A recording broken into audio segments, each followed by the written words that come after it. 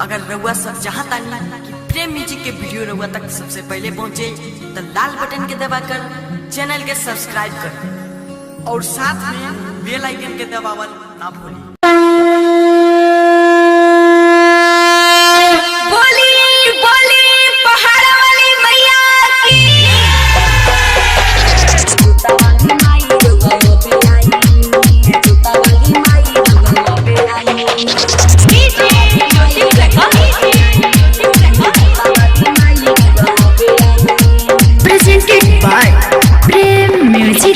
ये खावे वाली माई, ये पटना वाली माई, ये जूता वाली माई, ये लाटा वाली माई। भारत के इज्जत बचावे आई, भारत के इज्जत बचावे आई।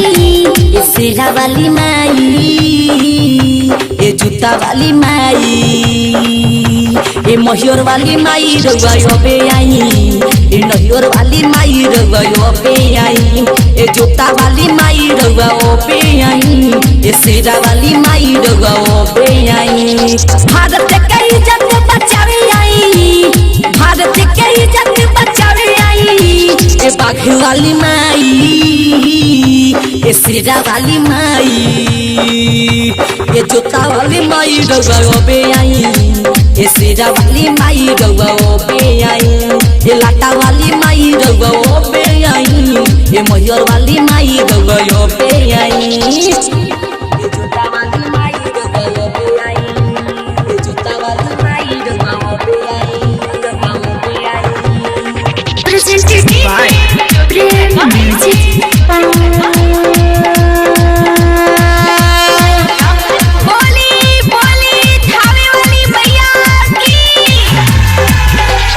भारत के इज्जत लुटे के चाहेला पपिया, दिन रात पाकिस्तान करताटे घतिया।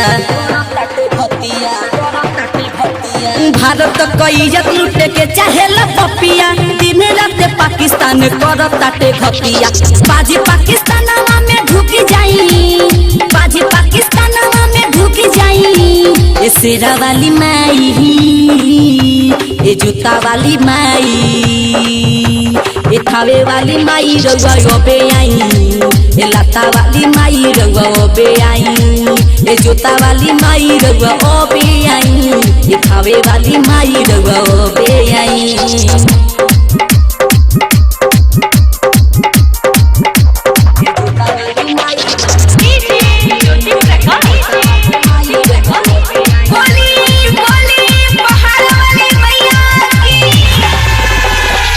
राम जी के देश हवे, कृष्ण जी के धरती, खुनावा में जो से अपन बेटावा में भर दी।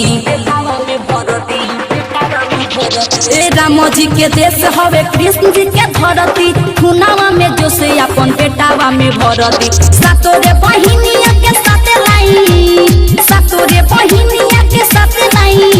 ये लाटा वाली माई, ये अम्बे वाली माई, ये पटना वाली माई रउआ योबे आई, ये जूता वाली माई रउआ योबे आई, ये लाटा वाली माई रउआ योबे आई, ये जाता वाली माई रउआ योबे आई, जूता वाली माई रउआ योबे आई, ये जूता वाली माई रउआ योबे आई, माई रउआ योबे आई।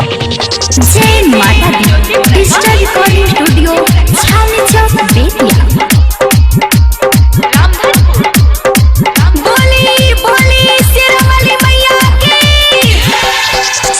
रमेश तुहर करे नित पूजा, माई के माई हो के बात दूजा। व्यास रमेश तुहर करे नित पूजा, माई के माई हो के बात दूजा। पांडे पीरिन सब बोला कहाँ जाई, पांडे पीरिन सब बोला कहाँ जाई। लाटा वाली माई, ये सेरा वाली माई, ये सेरा वाली माई रउआ योबे आई, ये जूता वाली माई रउआ योबे आई, ये लाटा वाली माई रउआ योबे आई, ये सेरा वाली माई रउआ योबे आई। भारत के इज्जत बचावे आई, भारत के इज्जत बचावे आई। ए शेरा वाली माई रउआ ओ पे आई, ए जूता वाली माई रउआ ओ पे आई, ए शेरा वाली माई रउआ ओ पे आई, ए जूता वाली माई रउआ ओ पे आई। जय माता दी डिजिटल रिकॉर्डिंग स्टूडियो छावनी चौक बेतिया।